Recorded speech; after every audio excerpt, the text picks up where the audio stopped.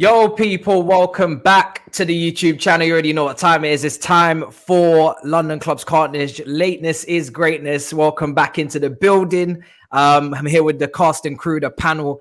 Big up the boys as always. Lawless, what are you telling me, bro? How you doing? You good? Doing good, mate. Doing good. Obviously, the only team with a win in Europe this week. Loving life, of course. So we're going to be talking about all of that stuff, I'm sure. We'll be getting into it 100%. Potts is not enjoying the shamelessness. Obviously, you didn't get to play. How are you doing, bro? We didn't even Can you hear this guy? We didn't even play a game, and he's still claiming that we're the only team to win in Europe. Sorry, it's facts. I'm just stating the facts. Okay, listen, this is the problem. You do yourself no favors, Lawless. This is the problem. You come out with these crazy statements and wonder why people come for you, man. Arsenal didn't even play. Okay, I'll tell you what. Have it. If that's what West Ham want to, if that's what West Ham want to celebrate, then let's just let him enjoy his night. As usual. Arsenal getting games delayed as usual. Same old Arsenal. Eh? Same old Arsenal. And Tobs, man of the hour. No limbs in Lisbon, bro. Everybody in Big Six is like, yo, where'd this guy go? How you doing, bro? You need to tell these weirdos to stop DMing me. They're rubbish, man. It's ridiculous. It's mental. I literally woke up at like 1 a.m. yesterday, and I woke up to a barrage of abuse. How many messages did you get, bro? Like my because on Insta DMs, yeah. You can see like you can separate your normal messages, then you can see requests. I had like over 100 requests, and I saw there were people that were making it into my inbox as well. I got mad notifications on Twitter and stuff like that. I'm like, bruh, like, why are you on me like this? I don't understand it. Like, why you press? And then I realized, oh, Big Six, yeah. And people were saying, oh yeah, oh, I dodged it. Oh, like, bruv.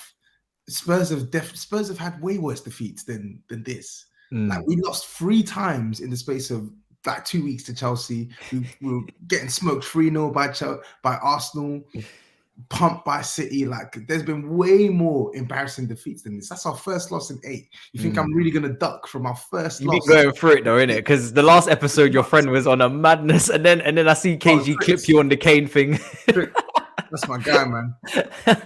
That's my the guy, big man. Twix, man. The big Twix. I mean, we did read out your thread on the show. I don't know if you saw it.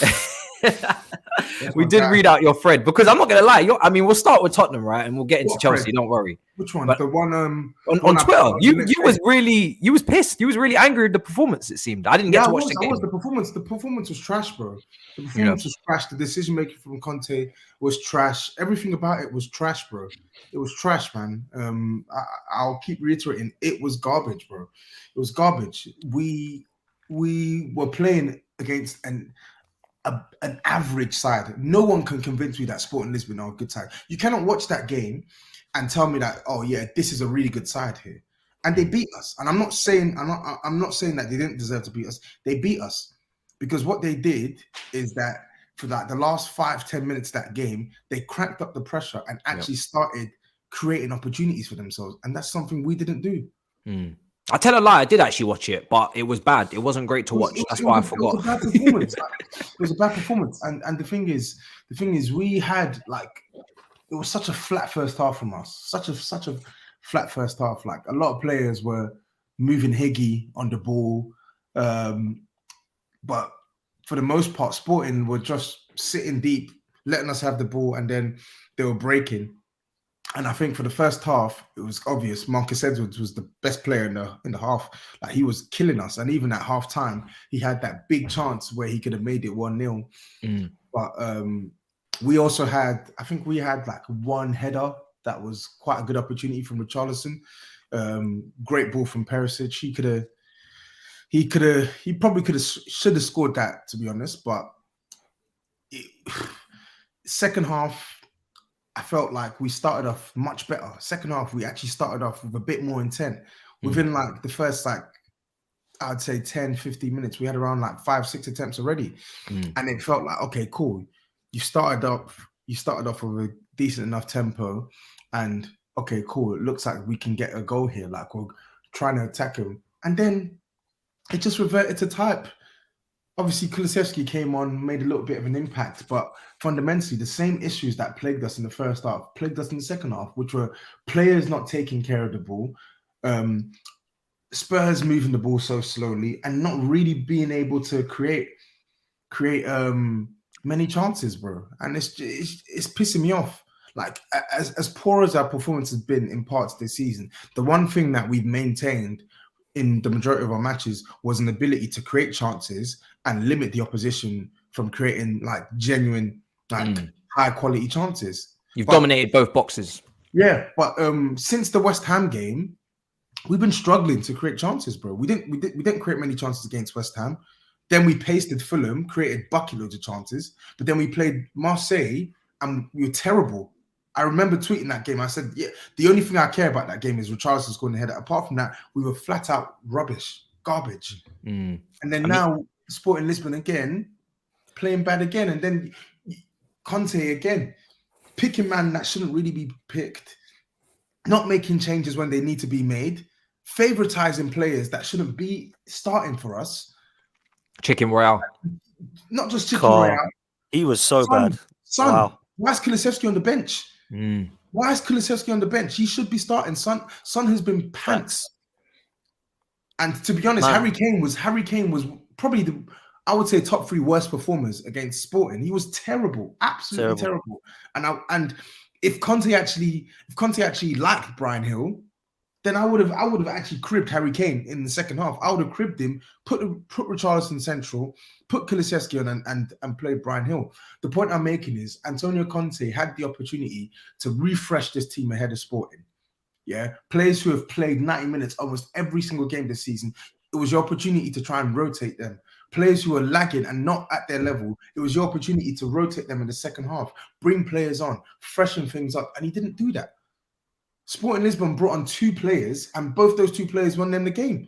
Paulinho scored the header, and Arthur Gomez put Emerson and Romero in a blender. So, yeah. I mean, the football's... Stop crying with Conte. I'm Conte's biggest fan, but if you have to analyze what's in front of you, you have to analyze what's in front of you, and for that specific game, I'm with you, man. This was I know you know what I think about Conte, Tobs. You know I think he's quality, right? But there was some question marks for me over this performance in terms of the selection and the fact that there's no subs coming on. I, like you, didn't understand why Kulusevski wasn't getting it. I don't understand what the Basuma stuff's about. I don't get it. Everyone was raving, how the hell has he signed Basuma? What is Basuma? How has he gone to Tottenham? I haven't seen him yet. I don't see Jed Spence as a bad right back. He's definitely better than Emerson Royale. I'm sorry, man. These Spurs fans telling me he's playing better. Pedro Conchalves, oh my God, he just made him look awful. And obviously that Edwards had a really good game. I think was at Spurs, weren't he? Tobes, that Edwards. Is it Marcus Edwards? Yes. Yeah. So them 2 look good for me. I think with Conte, he's either not got trust or he's too stubborn. It's one or the other. He's got favourites. It's the latter. Yeah, it's mad, bro. I don't get it. Like, he's got to freshen it up a bit. Like, you know, you've been speaking now for a few weeks, Tobes, in your defence about how poor Son has been. And I was like, he'll come good, his son. He'll come good, his son. When is he going to come good then? Because I haven't seen him play well for a while. Like, literally, I haven't seen him play well now for a long time. So, you know, and Kulusevski's out for this guy. And for me, he's been unplayable in a few games this season, Kulusevski. So, yeah, it's a mad one with Conte. I don't get what he's doing. I think with Conte, I love the mad bastard. I love him. I'm not gonna turn against him over 1 defeat in 8. But at the same time, you also need to acknowledge that when the manager's doing something that is dumb, the manager's doing something that's dumb. Whether you like him, whether you hate him, he did something dumb that game. And the whole point of having Richarlison and Kulusevski in competition is so when Son's playing poorly, he comes out of the team. So he moaned about how, like, we didn't have the squad for him to make the changes. That was his excuse last season. He didn't trust the players that were going to come into the team. And now, okay, we didn't have a perfect window. We didn't have a 10 out of 10 window, but the squad is quite clearly better than it was last year. And there are better options for you to choose from. And now you even have 5 subs. So you have more options to choose from and you have 5 subs. You have the luxury of better players and better ways to change the game. Change the game. You were asking for a big squad. You've got a squad. Rotate. Even if you don't trust these men to start, bring them on. Bring them on as a substitute. What would it hurt? Højbjerg and Bentancur couldn't string 2 forward passes between them. The whole 90 minutes. Was it Souček vibes? Both were no. I'm just that game. Both were on yellow card. I love it. You notice his face. Souček is garbage. Bentancur on his worst day is miles better. He's miles better. Scored against Spurs. Scores against Spurs, didn't he? Scored against Spurs. They had an off game, and to be honest, Bentancur's had good games, had bad games this season. But you have Skip and Basuma on the bench. You can easily change it up. Bring them on. In the back line, you have Longley. Basuma's got to play, man. For me, I'm still can't understand why Basuma's not playing. Some of the comments saying this. Have options. The right back one is astounding. Is astounding to me because, like, annoyingly as well, two of our best chances and our best moments fell to Emerson in the second half, and of course, none converted in goals or chances created because he's not that guy. Jet Spencer's on the bench. Use him, please. Please, I'm actually begging you, Conte, stop using him. I don't understand it. In games where we have the ball and we have the initiative and we're trying to attack sides, Emerson Royale is redundant. His role in the team is redundant because once he crosses that halfway line, he cannot attack. He cannot attack. Nobody can, like, listen, I'm his biggest critic, but nobody can sit here and lie to me apart from that time when Alpha Gomez put him in a blender against Sporting. If you've watched Emerson this season, you'll have known that he's actually been quite reliable defensively for Spurs. He's not really put a foot wrong up until that. It's going forward, man. Some of his crossing is just been quite solid, and even playing out from the back, he's been able to actually try and not lose the ball in our half, and he makes good runs forward. But as soon as he crosses that halfway line, forget about it. And we can't have that. I don't care how good you defend. When we play a back five. Yeah, the wing backs are part of our attack. We attack with our front three and our wing backs. So for all intents and purposes, they are attackers when we're on the ball. And when you are on the ball, we need some quality. And if you weren't going to do that, you would have need to have brought in a midfielder that was more attacking or make more creative, and then you would have been able to just move to a 4. I wanted one of those, but I knew we weren't going to do it. Because then Emerson Royal could just tuck in. Davis could go to left back. You just attack, push Perisic up and make it a 4 that way. It's insane, man. They said, when are we going to have? When are we going to talk about Conte's bad performances in Europe? We're going to wait. Do you know what I mean? Just leave it. You literally spoke about it in the last Big Six, and you questioned me. You was like, oh, we'll see, and I was like, we will see. And as memory serves, Conte is 3 out of 6 points this season. How many points have you got in Europe? We'll get into that later. How many points have you got? We'll get into that later. We'll get into that. We're going to talk about Chelsea in a minute. But I just want to give Lawless his opportunity to shine, man. How are you feeling? I mean, was this always coming for Conte's men? You know, it hasn't been convincing performances all the time, and then suddenly hit like that for 2. Look, I've been hearing, Cyborg FC, Cyborg FC. It seems like Spurs should be playing Cyborg FC. You know, when you look at how they're doing, even like the 3 points they did get, like he said, weren't convincing. Looking to me like sustaining a European campaign and a top 4 race is going to be a bit of a myth for Spurs, really and truly. I don't think they're going to win the group. I know, obviously, we can look and say it's reactionary, whatever, but I can see them getting second, and then I think then you got to play a playoff, right? That's all the new thing now. If you finish second, you play a third, isn't it? Third, you drop down. Champions League. That's only for Europa League and Conference League, mate. All right, well, you finish third, mate. Then you're. Honest, I don't blame you. Well, if you finish third, then you're in the Europa League, mate. We're you're not in the Europa League. So now, how can you say that so confidently? I can say it confidently. We're not good. Even against Marseille, you did struggle until they went to 10 men, didn't you? But we won. Yeah. What game have you actually played well this year? 10 men. What in the league? Or? The Kulusevski first game, I remember you guys played them off the park, didn't you? Who was you playing? Southampton. Yeah. You were quality. No, Southampton and Fulham, we were. Okay, that seemed like a lifetime ago. We were really good. Chelsea, we were crap. Wolves, we were crap in the first half, decent in the second half. Nottingham Forest, we weren't good, but we panned them on chances and defended well. So the performances haven't been good this season overall. I've not once said that they have been, but they will get better. You won't get that though. This is what Conte does. You don't ever look at those guys and go, look at this amazing, blistering football from Conte. Who cares? Win the games, man. Doesn't matter. I agree. As long as we're winning, creating chances and limiting the opposition, I don't really care about that stuff. But me personally, when you travel to Lisbon, Antonio Conte long doesn't flight. Antonio Conte doesn't play bad football. Sorry, Matisse. I was saying Antonio Conte doesn't play bad football. Like some of the football we were playing towards the end of last season was really good football with an inferior squad. So I don't think that we have to be god awful on the ball just to win games. We can't, because Antonio Conte and the squad have shown us that we can be better on the ball, we can create more chances, we can be better off the ball, and we can be a bit more pretty on the eye without having to compromise much. Conte needs to just start rotating this team and getting some of the better ball players into the side, and some of the better players in our team just need to start picking up form. Harry Kane, we need you to start picking up form in general play. Son, we need you to pick up form. Kulusevski needs to be a regular starter and back again. Benton Cole, we need you to get back to your levels. Do you get what I'm saying? Dyer, Romero, Davies, we need you to get back to the level you were playing at last season. Yeah, Emerson Royale, we don't need you to be playing every single game week in, week out. So there are various components that we can actually see that aren't at their usual level this season. That if they get back to their base standard, we'll be playing better.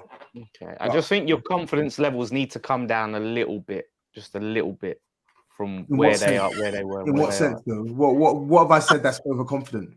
Because it's the way like, no, we are going to get better and we are going to do this. And we are going to get better. I'm just saying. Wait, do you think Harry Kane is going to be this bad on the ball for the rest of the season? No, I mean as a team though. Do you think Son is going to go the whole season without scoring goals? He can score goals, but is he going to be anywhere near what he was last season or season before that? Why can't he be? Why can't he be? I mean, he can. I'm not saying it's impossible. Every season, he goes through spells like this every season. Why can't he be? But he could not come back and score goals. But he could even if he doesn't, that's two players that are playing well below their level. So if they play to even their usual, you just listed a whole ton of players. You just listed that you're basically your whole team. He's going to Google. He's like, let me put my stats up. Lawless is poking the bear. That's what he's doing. Lawless is poking the bear. No, don't worry, I'll mute you, Tobs. That was hilarious. Do you know what? Yeah. While Tobs takes a call from Conte. Yeah, sorry. Sorry. What I was saying is, I'm being sidetracked. Lawless, what you just said doesn't make sense. I'm gonna need you to tone the chest down. You're so sure you're going to play better. Why wouldn't I be? Because if I've just listed players that are playing below their standard, and I'm saying that even if they get back to a decent level of form, our performance is improved. Is that not sound logic? Could you not apply the same logic to West Ham? Why are you so sure that West Ham are going to turn it around? Why are you so sure that West Ham are no, because but our reasonings are different. Why is your reasoning different? Why is your reasoning worried? different? Why is your reasoning different? You've been dog shit for half your games this season. Yeah, you've not scored enough goals. You've not beaten enough sides. Why are you so sure you're going to get better? But my logic and my reasoning isn't based on players that are playing poor getting better. I haven't said Bowen's not going to be as shit as he is all season. Antonio's going to. So you think that Bowen's going to just be shit like this for the rest of the season? No, but I'm not. Why is it no? Why is it no? What do you mean? Because I'm not hanging my hopes on it. I'm not sitting there saying. So I just asked you a question. Do you think Bowen is going to be this shit for the rest of the season? I hope he improves, but I'm not as confident. You see what I mean about this guy? There's no point. I hope he improves. Because how can you say for certain? You're a psycho, bro. How can you say for certain? What have you got? A crystal ball? You got a crystal ball. You're rubbing that head of yours and looking in the mirror and seeing the future of freaking Kane and Son. Like, no, do you know what? Do you know what it is about Tottenham? Yeah, I've been saying, and it's tough for me to say it, right? Because my team have been playing pretty poorly as well, and obviously up until the point Tuchel was sacked. So when I speak on Tottenham, and I said it on DR, and I said, "Oh, Tottenham are not really playing very good football at the moment." When I watch Tottenham, they're not playing very well, but they're getting results. And people are like, "Oh, how can a Chelsea fan say that?" Blah, blah, blah. You know what I mean? You don't throw stones in glass houses. I'm saying, yes, I know my team's playing poor, but I can also see that they're not playing that well either. But they're getting fortuitous or they're picking up the results. And I was saying, is that sustainable? Some people are saying in the chat as well, is that sustainable? Or like Tobs is saying, is there a guarantee to improve? Like Matisse, can you sit there and say, like, do you know what? I have no concerns about Chelsea because Mount's going to get better and Havertz is going to get better and like all Mendy's going to get better. He's going to be like, can you sit there and go, yeah, everything's fine because all these players that are playing shit, they're all going to get better and everything's going to be rosy. I can't sit there and say that. But one thing I will say with Tottenham is that as Tobs and Potts were saying, the way they win or the way they perform is not imperative because they're just trying to get a hold of trophies, right? And Tobes has already said, listen, we're gonna win something this year. But it's not about shit football. It's about. But you got to, if you're gonna play like this, then you've got to win, right? Because this is what Conte is all about, is winning. He's not there to build for the long term and play this sexy brand of football. You're there to win trophies. So the pressure on Tottenham to win something this year is there. It's huge, and they'll suck it up and take this football for as long as they have to. But if the trophies don't come alongside it, that's when the questions I think are going to be asked. Some fans won't. You'll be surprised. There's a lot of fans that I speak to that don't like watching Spurs and stuff like that, and they basically, because of how underwhelming our football's been for the most part this season, they're like, oh, Conte this, Conte that. Me, you know my stance, man. Listen, Lawless makes a valid point. It's not certain that Harry Kane will return to good form, or some will return to good form. But these are two players that are in the peaks of their career. And more often than not, they ain't going to be this bad. Harry Kane is going to be this bad. Harry Kane is a world-class player. Like, I'm talking about the ball bouncing off his shin and flopping passes and stuff. Like, come on. We're talking about probably one of the best playmakers in the league as a striker. Yeah. I have every right to say that I expect that his performances on the ball will improve because there's evidence to suggest that it normally does. So, and it's not just him as well. And it's not even just the players. It's the decision maker and the manager as well. I'm optimistic. I'm hopeful that Conte's decisions with our squad will improve. But even that's not certain. I don't know if Emerson Royale is going to be dropped this weekend. I don't know what the future has in store for Basuma and Spence. I don't know. I just have to hope that once these better players are integrated into the side, we'll see a better brand of football, and we'll see results. Like you said, it's a results business. It's a results business, and as poor as we've been, etc., we've only lost one game this season, and that's with that's with us potentially going up a couple gears. Like, we have the capacity to go up a couple gears, and we've won. How many league games have we won this season? I can't remember. 4. How many league games played? Yeah, 6 league games. 4 out of 6 wins in the league. 1 win out of 2 in the Champions League. It's not the end of the world, but it is a wake-up call that we need to get better. I can see why some of your fans are unhappy though with the performances, because at the end of the day, football is entertainment. That's what it is. So when you watch football, you know, you want to be entertained. And it's not just that you're playing like, you know, Big Sam football. It's not like but you're getting these results. I think it's the fact that obviously the football's not been amazing, but you're looking vulnerable and you're thinking a better side could be exploited. And that's the concern, that when you come against better sides, what could they potentially do to you? I can see the cause for concern amongst your fans. Really, that's fair. Because even against Chelsea, a very poor Chelsea by the standards this season, bopped them off really against Stamford Bridge. So there's definitely question marks to be had there. C says Son doing his best Pulisic impression this season. Yeah, he is. He's been let's not even start. He's been garbage this season, but listen, he'll bounce back to life, man. The thing is, Son, people always are shocked by how bad he's playing. I'm not shocked by how bad he's playing because he has the tendency to have these spells in the season. With Son, he can't even. He's either really good or really bad. When he's bad, he's terrible. When he's good, you know what he's like. You saw it towards the end of last season. When he's good, everything is going in. Everything is going in. The link up is crisper. Corners are better, etc. He needs a bit more confidence, man, and he just needs that goal. Once he gets that goal, he'll get going. We can all hope, man. We can all hope, but it ain't gonna stay like this. It ain't gonna. It's just the way it is, man. Son and Kane it's like City being 1-0 down to Dortmund, isn't it? You know it's not gonna stay. Yeah, like man. You know enjoy it while it happens. Yeah, man, of course. And, Tobs was laughing at me going up to Manchester and losing. You're going to have to hold that, Tobs, as you say. At least I didn't fly out the country, bro. Do you know what I'm saying? Mate, I feel like Tobs still had a great time. I still had a good holiday out of it, man. Always will, man. Away days are great away, Yeah. Now his picture is gone viral. Your mate's gone viral out of nowhere. That's fine, man. I'm gonna get him back. I'm gonna get Nicky back on my channel, man. He's quality. He's absolutely quality. Oh God, one of the best first people I've ever met in my life. I swear to God. Mad. Are you gonna continue to travel to these away games in the Champions League? You got more trips planned? But I don't have any more annual leave. I don't have any more annual leave for the rest of this year because it's all booked up on weddings and my vacation. Yeah, we know how much you love a wedding. Oh yeah. No. Wedding and holiday. Wedding and holiday. So I actually don't have the leave. If I can try and do like a same day sort of vibe or like leave like early afternoon and go back early morning, then I'll probably try and go to Frankfurt.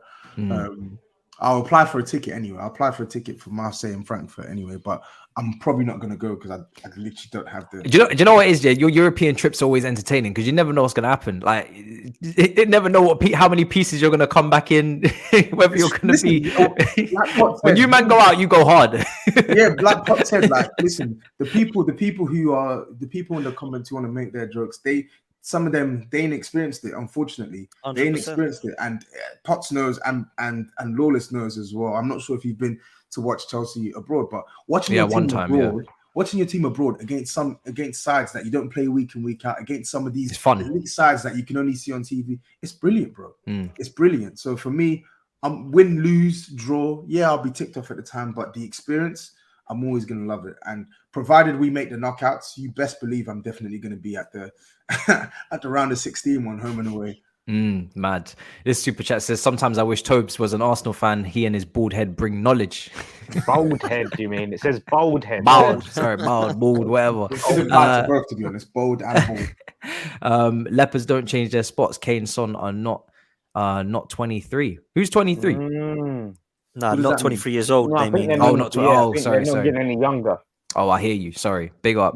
Much appreciated. The Hangover Part 5. That is literally what I always associate with some of these trips, man. 100%. I mean, Lawless, who did you play yesterday? Another Borg. Who? Another Borg. Silk Borg this time. Yeah. They got over the line, man. They got over the line. Just 3-2 win, Was this at home? This was away. Oh, Silkeborg. Silkeborg, yeah, down the road from Viborg, just down the road. Norway. And was it a Norwegian team? Am I right? No, Denmark. Oh, Denmark. They won the Champions League. They haven't won the Champions. Don't even try it today. They've been in it. They've been in the Champions League. Won a few Intertoto Cup. One of the best teams in Denmark, though. But yeah, like that game, it was a touch and go game. It was, a touch and go game. It was difficult. It was tricky, but we weathered the storm. What? Why is he still low? Is he lowest? What? He just can't believe that you're playing Silkeborg. Yeah, like I said, he should have been playing Silkeborg. Spurs should have been. Maybe they would have got a draw. I feel like Spurs were so embarrassed that they opted out of the competition. You know how you can opt out of things? They just said, we're going. Like, we don't even want to be a part of this any longer. We just legged it out of the group stage. They couldn't even be asked. Their capacity is 10,000 seater stadium. It's not too bad. 10,000 capacity, 6,000 seated. Yeah, the population of Denmark isn't huge, so it makes sense. I don't think they're going to have like massive stadiums. They have an artificial pitch though, which I think made it really difficult for our players. They commented on afterwards, like people were just slipping all over the place. The players were. Is that saying, Lawless, it's minor, bro? We know your club. Don't worry about it. Well, I don't get it. I'm just saying, it's West Ham, Europe is where it is. Doesn't matter. Like I said, we're the only just that you're just taking part. It's just about participating. It's not about. Listen, I'm participating. You didn't win in Europe this week. Tobes didn't win in Europe this week. Potts didn't, but yeah, they didn't play. But that's a technicality. We don't need to go into that. But yeah, he puts them on the same scale. Do you not? But it don't matter. We still see how won. How funny that is. He tries his best. He's not fooling nobody. Velvet Borg or Silk Borg or something. You weren't winning in the conference. We had hilarious, bro. My watch along last night had so many Spurs fans, the same Spurs fans that don't care about West Ham apparently, flooding my chat yesterday. Right, when we were losing, when we were drawing, even when we were 2-0 up, they were there going, "Oh, like yeah, you're gonna." And then as soon as we got that third goal, they scattered like cockroaches. Right? Did you see any more of the new signings? Was there like Paqueta, Cornet? Yeah, Paqueta played, Scamacca played. He banged in like an amazing goal. I saw his goal. Really good goal. Yeah, quality. Take a look at that. I just didn't understand Moyes playing a back five. I did not get that at all. Completely unnecessary. And then you're Potts. What? You hearing this? Back What? What? The same formation that you. We'll never play a back five. Kostic is not needed. Don't need Kostic. Back five. I never said we'll never play it. I said we'll rarely play it. I said this guy, man. I said we're hardly going to play it. And it's true. We didn't play it the other day. It's rare. We won't play it on Sunday. I guarantee you we will not play a back five on Sunday. Someone called them Velcro. Someone called them Velcro board in the. Listen, respect Silkborg. They get that's a top club, man. They gave our fans a free pint when they went in. They know how to treat fans, away fans. Quality. Wait, no. There's a comment saying I wanted a back five. No, I did not want a back five. I did not want a back five, and it's going to be rare. Yo, how are you going to turn up to their stadium and play a back five? Have some shame, honestly. What's going on here? I don't know why Moyes did it. Why did you do that? I don't know. I don't know why he did that. But that is bare ridiculous. We got the result, but it made things difficult because, you're going to have Paqueta in your side, and you're playing a back five. So what did he play? Like a 3-5-2 or something? Yeah. How did Paqueta play? Let me know. How did he play? Was he as influential as he was in that brilliant cameo against Spurs? Like he's still obviously adapting. He played in no, like I said. So he had a cameo for 20 minutes against Spurs and was class, but against Silkeborg he looked just okay. Like, come on, he man. Was I said it like no, but the thing is, I said it. The formation did not suit him. The formation did not suit him. How are we playing a back five with Paqueta in the side? Just completely limiting what he can bring. And then he had received a bad challenge. Which could have been, I thought he rolled his ankle or something like that, and it had to come off. But all around, it was a tricky one. I don't know.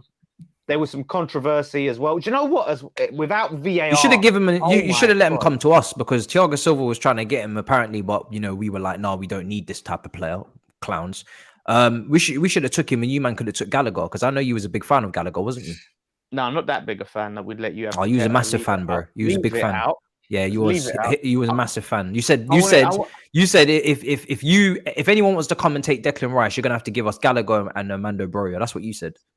Well, and fucking more 80 mil or something. Bro, Lord Jesus. Yeah, and 80 mil. So, crazy. Bro, listen, I'm telling you, you can switch these players around in January, man. I'm here for it.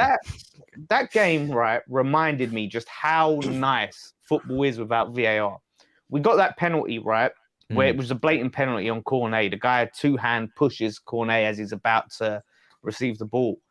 And, you just not having to sit there and wait and go, shit, we're going to have to watch 50 replays and check them on it, and we're going to have to wait. It was referee points to the spot. Penalties happening. Nothing's to overturning that. Yeah. And it was refreshing. There was a controversial decision for their goal, which got ruled out. I need to see it again. But it was they said it sort of Areola falls over. I couldn't really see the push, but someone's saying that one of their players pushed Emerson. Didn't see it, but their goal got ruled out. Either way, no VAR to piss about. The game just flowed so much better without it. Like, but also the better or refereeing worse. was probably of a actual standard, right? So you didn't need it as much. There wasn't any controversial moments, was Yeah, there? but and that's the thing as well. Like, so it didn't, but it was like when you look at it, if the referee does get something wrong, you're a little bit more at peace with it when they get it wrong on their own without looking at replays. It's even more egregious when they do that. Yeah. But yeah, like I said, like the I think on a positive note, and I was quite negative on my review last night, but on a positive note, to go away to this ground, play on that artificial pitch and come away with the 3 points is key. But I don't want to see us playing these 5 at the backs. Dawson, I don't know why he started. He's been injured for a while. We did get the goal, but flipping defensively, him and Creswell were a little bit suspect for real. Who was in goal? Who was in goal for you last night? Areola. Oh, that's weird. That's weird. That's weird. Why is that weird? I don't know. I thought he was supposed to be the signing and bargain of the season. We're playing him in the Conference League. Europe. He's playing in Europe. He's playing in Europe, mate. Europe. He's playing, what? How did he concede 2 goals as well? Shit defending. Hey. He was great. Listen, Areola's playing in Europe, mate. What are we going to say? Ronaldo's playing in Europe as well. It doesn't really mean much. Moyes is loyal. Sorry, Basuma isn't fucking playing for Spurs. Yeah, why don't we talk about that? We did talk about that. Yeah, we did. Yeah. So, but why are we not criticizing Basuma as a player? Yeah. Why? No. I didn't say. No, we're not criticizing Areola as a player. We're talking about him being the bargain of the season, and to be the bargain of the season, you've got to play matches. That's the point. That's the facts. Big up the super chat, much appreciated. My words get twisted like this. Why? What do you mean twisted? They weren't twisted. Your lines were straightened out with a ruler. He's crazy. Could be. Do you know what that kills me about this tweet thing, right? We signed up Areola. Me going, You can't edit them. Yep. Let me just put a positive, like it was an off the cuff, off. Well, you're just putting positive vibes out there. Okay, positive vibes out there. Yeah, could be one of the bargains of the summer, right? A little offhanded. I didn't think nothing of it, right? I thought that's a tweet. Yeah, why would you? Why would you say dumb things all the time and just expect us to just let you say it? An offhand bit of hyperbole positivity, right? But I didn't even say with all my chest. I said could be one of the bargains of the summer. Listen to the English language. No. Language. You're not going to do this. You're not going to do this. You're not going to try and dress it up as hyperbole because could be one on it at the time. You were arguing with us. All you had to say was, "Oh, guys, if you had said this at the time, this wouldn't even be a thing." But could be one. Argued. When we said, "What are you talking about?" Specifically, when I said, "What are you talking about?" You argued with us, saying, "Yeah, I think he's going to be one of the bargains of the summer." Could I said? Wait, but you just said it was hyperbole. All right, the word could. What does that mean, Tobs? Could. Is it hyperbole or is it your genuine opinion? Is it hyperbole or is it your genuine opinion? It's somewhere in the middle. I'm being positive. Oh, so that's right? somewhere in the middle. Right. Tobs, the word could means might, maybe, possibly. That's not an absolute. One of, which means not the bargain of the summer, but one of many bargains of the summer. Could be. Is it basically a statement you said that you didn't mean, like you said on my show the other day? No, I didn't mean it. I said it, but I didn't mean it. That's what you said, Matisse. I said it, but I didn't mean it. It happens, man. It's crazy. It happens. It's fucking crazy. I said, look, it could be one of the bargains. It could be possibly one of the bargains of the summer. You got this bargain over here. Yeah, this is very like Brixton Mark. This could be one of the bargains, and then you get home and then it's broke. It's not even working. Yeah, so it's one of those moments. This tweet, which was just such a harmless tweet, because you know what it was, because you came on here and you regurgitated it back out. That's the problem. Tobs brought it up. I didn't bring it up. Tobs brought the tweet up and read it in a voice. He done a voice and everything. Oh, it could be one of the bargains of whatever. Like, anyway, I'm just saying. So listen, we got the 3 points. We got 6 points, undefeated in Europe. We've got 2 wins, and we're going to top the group, miss the playoffs, right? Yep. Obviously, we've got Anderlecht, which is going to be the toughest game. That's going to be our biggest challenge. If we beat Anderlecht, I think we've heard of them. We've heard of them at least. You've heard of them, definitely. So we won't be anything to mocking laugh them about? next. Yeah? No, we won't be mocking those laugh? ones. Won't be mocking them, I'll tell you that. Anderlecht have had some we good know players. Anderlecht. You Good, know? some Put some good players. Respect on their name. 100%. Moyes might not get the sack, man. He might save his job with, this European Conference. Do you know what? Some people, like I said, it's weird. There's a Moyes out contingent right now. Fans are getting restless. And a Pochettino in. Yeah, literally. We've been speaking it into existence on this show about Pochettino going to West Ham just to rattle Tobs, but it would be beautiful. Tobs, right? So last week when we was on this show, I think it was. Do you know what? Because I do fucking 2 shows a week with Potts and Tobs, I always get them confused. But Tobs was like, Pochettino's never going Chelsea. He'll never go to Chelsea. Never. And then what happened is Fabrizio Romano came out and said, "Oh yeah, Pochettino's talking to Chelsea about the Chelsea job." So there's every possibility that offer him the right money, Poch could go West Ham. I'd love to see it personally. I think it'd be brilliant. It's not happening. Chef's kiss. Are you saying it's not happening because it would hurt your soul, or are you saying it's not happening because Poch is not happening because they're not. They're not about that life. He's not going to go to West Ham. Let's be real. They got money. They got money behind them. Yeah, big. They were second highest spenders in the league this season. I said this. To be fair, I said this, but then Lawless said, "Why not?" And to be fair, I said I could see him going back to Tottenham as his next job because when Conte goes at the end of the year, because I think he will, whatever. Poch, you think so? Back to Spurs, yeah, man. I think otherwise Conte will sign won't he? Another deal. Yeah, but why is Conte just gonna be out of a job for even longer? Conte will just win something. Conte will do something at Tottenham, whether he gets some Champions League again or whether he gets him a trophy finally. He'll go whatever. I think, and I think Poch will come back to Spurs because Levy wants Poch. I think like long term he'll take Poch. So that's what I think. I don't think Poch will go West Ham. I don't think he will. But I'm not saying he wouldn't go there in terms of like no chance loyalty. I don't think he's that loyal to Spurs. I think he's loyal to clubs. Obviously, didn't go to to Barcelona because of Espanyol. But I don't look at that and think, wow, he definitely won't go to Chelsea because of Spurs. I think he probably would have got to Chelsea. But West Ham, I don't know. Maybe he would want a new challenge like that. But PSG. Like Chelsea links, obviously Spurs were doing well at the time. Maybe look at West Ham and see it as a new challenge, but I'm not sure I can see it personally. I don't see him as that complete upper echelon manager on the level of the Peps, the Klopps, the Tuchels, the Mourinhos. He's not that level, I don't think. And he built up a good reputation. Does he have to be that level to not go to West Ham?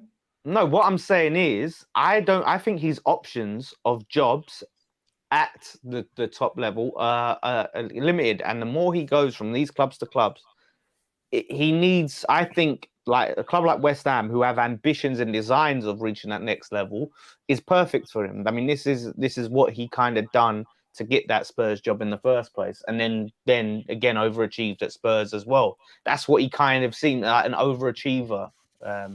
Type manager. So yeah, I think I could see him come like if you put the right package to him and say, look, we're going to back you. We've got money. We've got these quality players. But Moyes, obviously, look, I'm not Moyes out right now. But right now, listen, I could potentially possibly be Moyes out. Let me get my language correct so I don't get twisted up. Possibly. You have been before. You have been before, haven't you? Well, I've never been. Well, I was Moyes out on his first spell, and I was Moyes not in when we were getting him, and then I'm giving him a chance. I've never said Moyes out since. Oh, okay. But performances like Spurs, and look, I was getting onto Tobes back, and on our show we're going to be talking about tonight. It's the case of performances and results because we've only lost 1 in our last 6, but the performances have not been consistent. We've been a one-half team for the most part. So the performances have got to come. The players have to start being integrated properly. And Moyes needs to find out what his best team is. And again, Bowen, I think, needs to be dropped. He's in the England squad, isn't he, Bowen? Listen, I don't want to make a segment about the England squad because, to be honest, it's not the World Cup squad, so who really cares? But I think Bowen's very lucky to be in there. Very, very lucky. I think it's a good. Do you know what though? I think that's actually a credit to Southgate because what Southgate's done there is he's not making rash decisions based on small few games. Okay. Yeah, he's like, do you know what? I saw potential in him last time I called him up. There was something there. Let me have a look. Only Let me with have him, another though. look at him. Only with him, though. He's made some shocking decisions in that side. There's some Southgate. terrible players in that England squad. Don't you think? You're just upset. Luke Shaw's in there. Yeah, Luke Shaw. No, I'm not even care. I don't even care because for me, when Ben White doesn't play, it means he can't get injured. But when I look at that team, I don't look and go, "Wow, that looks exceptional." He's brought like players in there that I'm thinking, huh? What, Cody? Like, really? Connor Shaw. Cody, Harry Maguire, and Shaw can't get a game. They walk straight in. That doesn't make any sense to me. Those ones. Harry Maguire was always going to be in Maddison can't get into this side still. Why? But Mount, who's been shocking, can just walk straight in. Grealish hardly plays, walk straight in.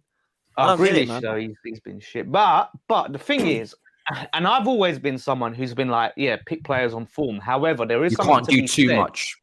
Yeah, as a manager, picking players that you trust, that perform for you, that you know, regardless of what they're doing in the league. Agreed.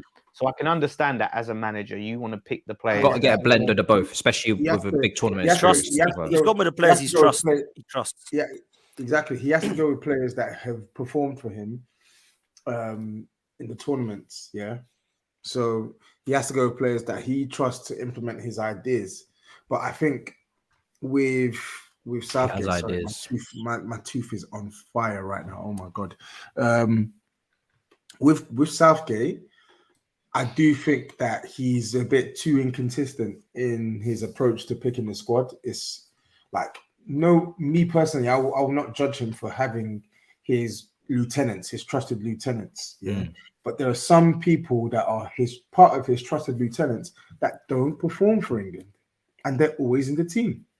And you're not going to like this, Matisse, because, again, I like Mason Mount, but fair enough, he's one of your trusted lieutenants, but he does not perform for England. He doesn't perform for England. Mason Mount does not perform for England. And to top it off as well, he's been an underperformer this season for Chelsea. Yeah.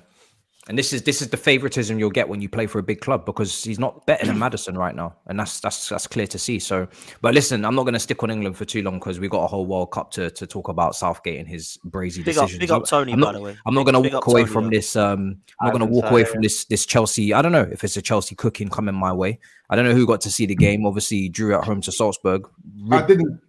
Such a disappointing result. I didn't get to watch it. But you know what? I have to separate the result and where we are in the group with Potter, because I was really happy with how he set them up. I can't lie. I think he set up the perfect kind of team, and the players were playing in their positions as well. You didn't see, I know Tobs hates it when Sterling plays centrally and drops into the 10 and all this nonsense. He was playing out wide. Mount was playing a bit deeper in the 8. He looked better. Was Gallagher in a pivot? No, Gallagher weren't playing. Do you know what I'm saying? So yeah, there was no Gallagher straight away. Why has that happened, man? So there you go. Tuchel, though, for as great as people loved him, straight away Potter's coming and gone, well, I ain't doing that. And straight away he's coming in. Kovacic and Jorginho in the pivot, it made a lot more sense. At least they've got some chemistry and they actually are, they know how to play together. Yeah, I like Potter. I think he started off well. He came all drippy in a suit. Do you know what I'm saying? Was wearing his best suit. Came with that sponsored watch as well. He came for the Champions League. He came for the occasion. Did you see that post saying Potter out? It got a lot of traction. Bro, listen. Let's not give any attention to such nonsense, Lawless. Please, it was like please, one game played. These weird kids that think they're funny and they want to get retweets and shit. Please, I didn't see it because I would never even spend a wink of not even a second on Twitter after a result like that with a new manager on his first day, because I already knew a post like that was going to be trending. So I think it was the case of, I see, because he's arguing with people and his opinion, his mindset is. Are you actually breaking this down? Yeah, like, well, I know. No, you're not. No. He's never going to come into any good for Chelsea.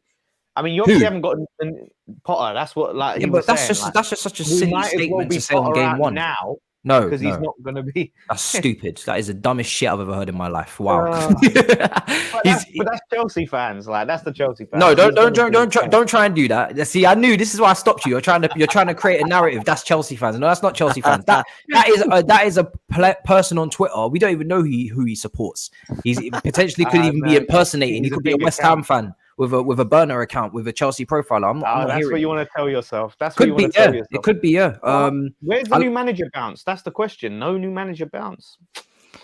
To be fair, I don't really even care about a new manager bounce because this is his first. Yeah, it's his first game. I expected us to win, but at the end of the day, it's been a very choppy start. I would have loved to have played Liverpool this weekend, but again, we don't play until the 1st of October. I would have loved to have played last weekend, but they cancelled the fixtures.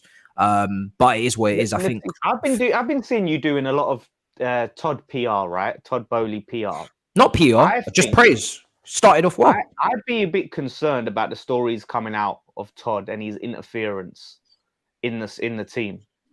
That would concern me more so than whether Potter's going to be in, because that sort of thing is going to hamper Potter's potential success. He's an American guy thinking he knows better. I disagree. I think he owing certain signings, pushing signings into the side. Like who? Who was it that he wanted Ronaldo, but he didn't bring him in. Yeah, but there was a player. Who was it? Tuchel wanted Jesus, and Boehly said no.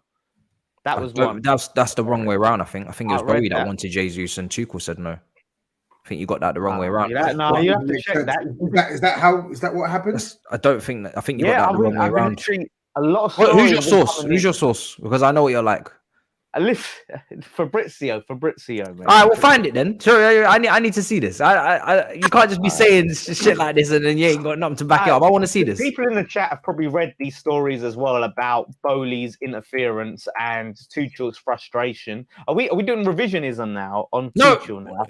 No, we're not doing revisionism. There doesn't have to be this person versus this one. As much as the media like to make it out this way, pick a side. I'm not going to do that. I think Tuchel, I could understand why he wouldn't want to overly collaborate with people who don't know the game as well as him, and he's probably finding it frustrating that he has to not even be micromanaged in a way, but I guess has to have these conversations constantly and be an open book and all this kind of stuff. But I'm not going to go against this method at the end of the day, because when people say, your owner's not involved and they don't care and they just go fly off to America and they're not involved, then people will criticize as well. So I'm not going to complain. I'm not going to complain that our owner wants to know what's going on. He wants to be involved. He wants to understand where we're going and who to bring in terms of director of football and all these things. I would rather him be busy and be active and be doing a lot than to go and fly off back to America if it was the Ricketts or someone and then just do fuck all. So but do you not have a worry that at times he may be doing too much? No, because I think right now he's doing too much, but that's because we don't have any people in place to do the job that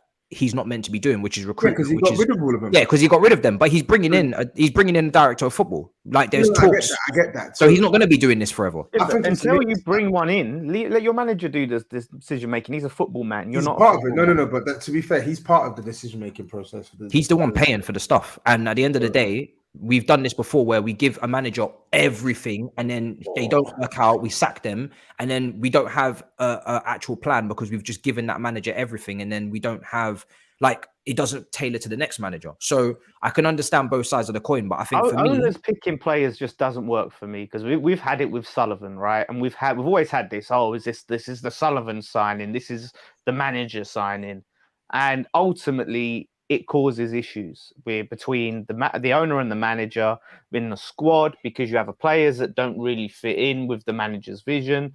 I just don't think football owners should be picking players unless you're bloody Salford FC and you've got like Neville and all of them. Who do you think the team should be built around? Do you think it should be built around the owner, the manager, or do you think there should be the middle ground, which is a clear philosophy headed by a director of football?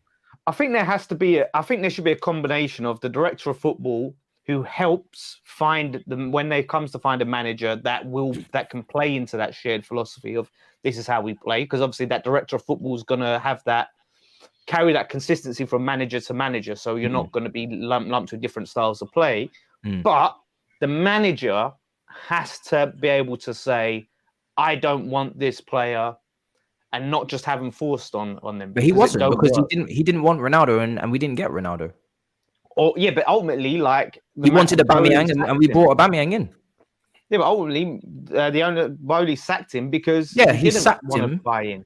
He sacked him because they clearly didn't have a great working relationship in terms of communication. He and didn't buy into the vision, the collaboration. He wanted to collaborate. But I don't think we can criticize him sacking someone who he can't work with over a long period of time when he is trying to create a new culture at the club and build something over a long period of time. There's no point letting Tuchel shoot himself in the foot and it just get worse and worse and worse when the inevitable is that you're going to sack him anyway. So you may as well just do it. The sacking was harsh. I'm sticking to it. The sacking was very, very harsh. Yeah. But in the end of the day, if him and Thomas Tuchel didn't get on and have a difference of opinion, he's the owner of the club. So ideally, he wants someone who's gonna be aligned to his way of thinking, even as warped or distorted his way of thinking is. And I even read some of the stuff that apparently Thomas Tuchel did. I heard that like Thomas Tuchel, like his management of the players who wanted to stay versus the players who wanted to leave was a bit mad. I'm not sure if you read this, Matisse. I heard how, like, I think it was I can't remember the Athletics guy, Liam. Is it Liam Toomey or Liam Toomey? Yeah, Liam Toomey. Yeah, so I think he was the one that was mentioning how Thomas Tuchel had two separate player meetings. One player meeting for the group of players who he felt were trusted that were going to stay, and another meeting for players who were going to leave. So he had two separate meetings for the two, which was already bad enough to begin with. Cool. And then I think what had happened was, as the season started or friendlies came up, he was picking players that he said were going to leave and putting them into the squads and putting them into the starting 11s, but excluding the players who he said were going to stay from the starting 11s. Ziyech was, like, for instance, still making cameos, Pulisic still making cameos. Like, this is the kind of comment that annoys me because it tells me that you're not listening. You don't have to pick a side. I just said that at the start of this. Tuchel, I wasn't happy that he went. I think it was harsh. However, I understand why they let him go. Simple as that. It's not hard to understand. You can be sad that Tuchel's gone, but you can also understand where the owner's coming from and move on and be like, okay, cool, let's see what you do with Potter because this is your decision.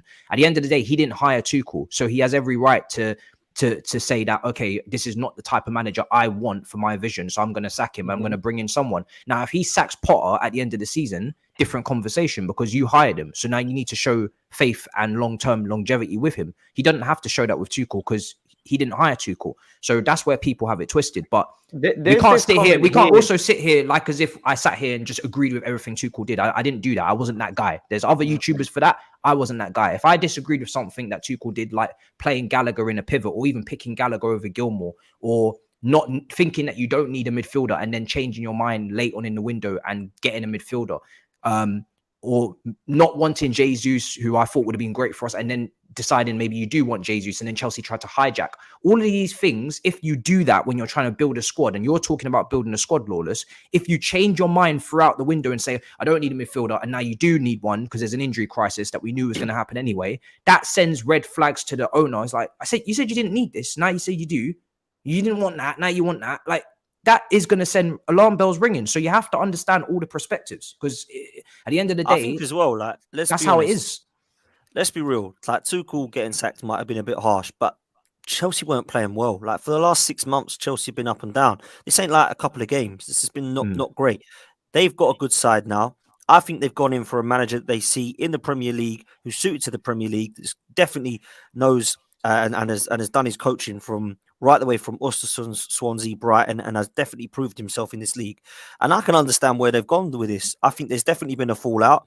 And I think with what I've seen, Matisse, Potter, if you was to list all of the managers from greatest to worst in the Premier League, Potter would be probably just the next one after the Elite Four, which at the time was Conte, Pep, Klopp, and obviously Tuchel. So if it's not going to be Tuchel, I would say that Graham Potter is probably the next best in line. So I think this could work. I think Potter's a great manager. I do think he's going to need time, and it's a different pressure at Chelsea. Whether your fans are going to give him time or not is a different question, but I think you should, because I think he's definitely in my opinion, a good manager. And I think your side should be able to still compete with the Champions League spots like the rest of us, like Arsenal, Spurs. I don't see Chelsea going down to like 8th, 9th or 10th. I just don't see it happening under Potter. I think he's a good enough manager.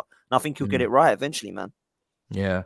Someone saying, how did you know there would be an injury crisis? Because, I mean, we have injury-prone midfielders. You know what I mean? I'm sure Dan Potts knew that Partey was going to get injured at some point. 100.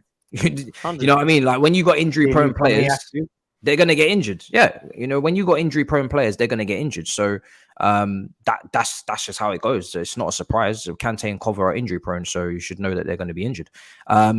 So this comment here, big up the super chat, says Artem. He says, people complain about Todd getting rid of Marina and Buck, not realizing we still be stuck with a bunch of dead wood because those two never want to take losses on players. DOF come in, Todd will step back. 100%. Like, people are trying to like change different things and say, oh, if we did this, maybe we would have got that outcome. It's all hypothetical. You know, at the end of the day, if he kept Marino and Buck, he would have had to talk to more people about every single individual decision, which would have maybe slowed down the transfer business, which would have meant we didn't get rid of all of the deadwood we did. So, you know, he just decided, I'm going to just do this on my ones and we're going to just focus and really just bang out every single transfer because there was a lot of transfers to do. But in the same time, getting rid of particularly Petr Cech probably made it even harder and worse for Tuchel because Tuchel didn't want to be so heavily involved with the picking of the transfers. He said that himself. And then because he didn't have Cech to talk to, who was meant to be that intermediate, it made the conversation have to go straight directly between him and the ownership. And that's not what he wanted. He preferred the old structure, which was you have a man in the middle in between manager and ownership, which is what most of our football clubs have. And even with Potter, we've got that because we've got this Kyle guy from head of recruitment at Brighton. He's going to be the guy in between. He's going to be basically what Petr Cech was, the guy in between the manager, the head coach, and the ownership. So, yeah, I think it's just bad timing, isn't it? You know, you go through sanctions, you have to change ownership, you change staff completely at the hierarchy level. People are gonna fall by the wayside in a sad way under those circumstances. There's no perfect way to change ownership of your football club in the space of 3-4 months. There's gonna be L's in that. Do you know what I mean? I think we've dealt with it pretty well, to be honest. Wolves F1, appreciate the super chat. Let's move on to the last bit, which was North versus South. I know Tobs Tooth must be absolutely banging over there in that corner. So maybe he'll be back. People will see. But North versus South, this thing blew up, right? This is how we'll end the show, just by picking our teams. Yeah, let's have a bit of fun and pick our teams because Premier League's coming up, but not all of us are playing. Actually, wait, I think you're all playing and I'm not. Is that right? Oh, you're not playing? Yeah, we're playing Everton on Sunday. Yeah, this is some we bullshit, got Brentford on Sunday, man. Lucky. So you man are all playing. So I'm the only team that's not playing. North versus South. First of all, how did everybody take to that? Because the mainstream media absolutely lambasted Todd for bringing it up and coming up with the idea. Todd said it. No. Listen, I'm not saying that it has to happen. I'm just saying I think it's interesting. But I think the media said that they hate it, and then they decided to make their combined 11s. So... Yeah, I know. They honestly. It blew up, and I didn't really get it, if I'm honest, because it was so extreme. People were coming up saying that you have to make a combined 11, but you can only pick one player from each side and all this. And I was like, what is this combined 11? What is it? Is it basically pick who you want and North versus South, or what? Like that's what I didn't get. So, so let's say, I don't know, because they haven't come up with the rules. It was just like an idea that was floated out there, but there's no rules and regulations to it. But for me, you'd have to be you're from North or South England. Oh, you're born.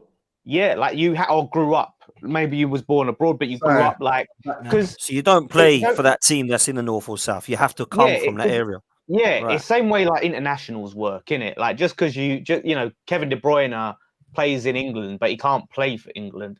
Because otherwise it's just a glorified friendly where if you've got Northerners playing for the North and Southerners playing for the South, it's going to add that bit of spice into it. Do you know what I mean? Do we want the spice? Because then people could get injured. I think the whole point is that it's more of an exhibition to raise money for whatever. Yeah, but it depends when you do it, innit? Because if I would do it when the Community Shield's on. I wouldn't add it as an extra game. Yeah, fuck off the Community Shield. Like really and truly. But if you think about it, because there is a North-South divide in this country, there is that culture difference and things Lawless like that. wants war. Yeah, because people have pride. Like there's that pride of, like Northerners call us all Southern Nancy's or whatever they call us or whatever. What about the Midlands? What are you doing with the Midlands? Is there enough? Is there enough? If you're doing what you're saying, Lawless, is there even enough to select from? Yeah, of course, man. Because if you have to go in the championship, you go in the championship. Because then it's. I prefer just North versus South. I can't lie. What you're proposing sounds dead. Yeah, exactly. Who the hell is going to pay for that? Why do I want to pay to see Donny from Doncaster Road? You're going to see Harold. No, but let's be real. Now, because we're not getting De Bruyne. We're not getting Salah. We're getting Donny from Doncaster to play next to fucking Kevin Trippier or something. It'll be the club they pay for. No, but South, you still have like the Kanes, the Declan Rice. I don't want to watch the England national team when they play normally, let alone fucking when in this as well. Lawless, your idea, you're literally sucking the fun out of this idea. No, that's what makes it fun. Because Brexit means Brexit. No, because then you have a trophy, right? And you can actually say to the Northerners, like, boom, the South's better. The South. So we don't get any flair. We don't get any skill. We don't get any De Bruyne. We don't get. Cup, man. What's the internationals? Nah, man, you've killed this. You killed this. No Brazilians, no party. What you're doing? I ain't feeling this. You killed the whole idea. You've just made this into Gareth Southgate's wet dream. That's what you've done. This is disgusting. But what's the fucking point of saying? Oh, it's meant to be for the lower leagues. What do you mean? What's the fucking point? They're literally entertainment. Skill. Have you ever heard of skill?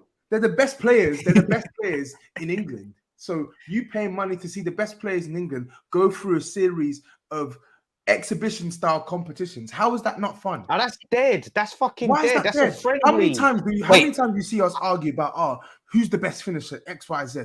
Imagine seeing Kane versus Haaland versus Salah versus whoever in finishing draws, volleys, first time shots, all of this shit. Curlers. That's all long. I thought we were talking about a football match. I don't know what this is all about. It's a football match. That sounds like a YouTube fucking channel. It's a football match and more, because like All-Star Weekend, you don't just play the All-Star game. You have all the exhibition stuff that comes before it the day before. Imagine if you had it for a weekend, you could do all this. That would be it means North-South, man. It means North-South is into the teams they play for. You've gone from St. Maximum linking up with Kevin De Bruyne to taking it into a whole nother direction. Why? Yeah, why are we doing North-South then? Why are we doing it? That's what he said. That's what he proposed. Because in America, they actually have, the North and the South. So what would you do then? East-West? No, we'll just do it like fucking All-Star Team A and All-Star Team B. Because me, as a Southerner, if the South win, I don't have any fucking connection to this team. You don't have to. You just have to watch it and enjoy it. But why are we dividing it by North and South? Why don't we just, do this then? All right, how are you going to divide it? The real North-South. Do it like we used to do back in school, right? You're a captain. You pick your team. Boom. That's it. The end of, right? And you pick, and whoever picks their team, and then you go and do it that way. Why tease me with this idea that we can really fucking like talk it to the Northerners? I don't know how you've taken this idea and made it so complicated. I like in football, stakes are everything. I beg you clip this up and put it on Twitter. No, but listen, it's all to me. I love football. You've already got a connection to West Ham and probably England, right? So what more connections do you want? What do you want? 5G, 6G? You got connection. I'm just saying, football is at its best when there's stakes, right? Always. Who watches international friendlies? I don't give a shit. But if one of your players is called up to England, maybe you want to see how they play. There has to be some investment beyond, let's just say, I get to see De Bruyne play every week. I can see Salah I'd rather play. watch the community. I'd rather watch the Community Shield than that crap, though. Would you? But I'd rather watch the Community Shield, like I don't know, Liverpool, Man City. Than I'd rather watch the North versus South Conference Championship and League One teams. No, but it's not going to be though, is it? You're telling me there's not enough Southern I don't know. players in the Prem. We'll have to check. Still letting him talk about this? I'm just saying, like It's a terrible idea. It's a terrible idea that won't sell. It won't sell. It will not sell, bro. No, and that's what it's about. It's about raising as much money as possible. Because I can tell you this for free. I can tell you this for free. The teams that support lower level clubs, Championship clubs, League One clubs, they will pay. They'll pay money to go and check that stuff out. Why do we care who wins? Go and check out players from League One, League Two. But tell me why we care who wins it. Tell me that, Todd. We don't care who wins it. It's meant to be entertaining. So what's the fucking point with football? You want the best players. If it's about entertainment, you want the best. You want the creme de la creme. I'm not trying to see Donny Shepherd try and fucking do kick-ups on the pitch. It's long. Okay, so why don't we have internationals then? Why don't Kevin De Bruyne end the stream? Listen, your shitty idea is not going to happen anyway. End the fucking stream. The guy's waffling, bro. How am I waffling? I'm just saying your idea is shit. It doesn't make sense. No one wants to see that. That's some corporate bullshit, man. See that. That's not what football's about, Tob. You've lost sight. Someone that goes home and away, yeah? Versus Man City. Oh, that's what football's about. Someone that goes home and away. You've lost sight of the spirit of football. That's what you have done. You've got your fucking cheese room and your bakery at Spurs, yeah? Man said cheese room. I don't even sit in the exec. You've been corporate. You got a free top the other day, though. You're not far. Trust me, you're not far away. Yeah, that's not from Spurs. That's from Nike, mate. Yeah. Oh, wow. Sorry. Great point, Tobs. That's why he's so positive about the club. Me and Fu had to say this. He talks nicely about the club and they give him free merch. That's why he's so positive. Nike have nothing to do with it. I don't talk nicely about the club. I talk real about the club. He does, to be fair. He does. I don't know about that. He does. I don't know. Just talking rubbish. I don't know about that. But, enjoy your cheese room. You want to sell out and be corporate, rather than have... This is what you're turning it into. And corporate, just because your idea is garbage. Do you know what, yeah? Lawless is like, in a nice way, it's like a Gary Neville. I hate the MLS. Oh, this is a terrible idea. The All-Star. He'll be the first person to cover it for Sky if it happens. Same way, if someone gave you an opportunity to go to the box at West Ham and have your cheese board, you'd be fucking straight in there. Don't lie. But think about this. If would you reject? Would you reject? Shiny bald head on Sky Sports. I don't even eat cheese. You don't even eat cheese. All right, sorry, Lawless. Salmon. I don't even eat cheese. No, but I'm just saying, if we don't care about winning, who wins, why should the players care? And if the players don't care, they don't have to care. It's just an exhibition. It's not meant to be. I'm not trying to see two-footed tackles and injuries and ACLs before the season starts. It's just an MLS game. You're not going to see effort, so that means you're not going to see the players at their best. You're going to see like a pre-season friendly version of each. That's what it is. That's literally what it is. It's not about seeing them at their best. It's about seeing entertainment. It's about seeing them when they're at their most free. Lawless. So sometimes when we don't even see players at their best these days because there's so much pressure to win and systems and restrictions. Look at Grealish. You think you're seeing Grealish at his best because of the competitive environment he's in. If anything, he's got worse. So if you was to say, all right, guys, we have unlimited subs. It's just an exhibition game to raise money. Go out there and do some skills and enjoy yourself, and just don't fucking two-foot anyone. Of course, you're going to be entertained. I don't want to see Grealish in a system where he has to stay out on the left touchline and he's not allowed to make more than 3 dribbles completed. So what are you talking about? The football's almost dead anyway. You're not going to see them for going all out. You're going to see bursting runs and shit like that, and players giving all their effort. Bro, how many sprints did Zidane make? How many sprints did Zidane make? How many sprints? I think you've forgotten what football's about, mate. No, I'm not saying just sprints. I'm saying about effort. Like a player that goes, swap Gallagher for Pochettino, fam. Get it done, man. Hurry up. That's what you need. Listen, we know you ruined Pochettino. You can't. Bro, swap him, man. Swap him. You and your sprints, man. You expected sprints. This is what you're on. Going to be. Listen, preseason. How many sprints did Payet make? Yeah, but it's not. No, I'm not. It's not just about sprint, but it's effort in the game. You know when a player, regardless, has put effort in. Whether it's running, sprinting, whether it's putting effort out to try and beat someone, or just going, just pass it to the next man.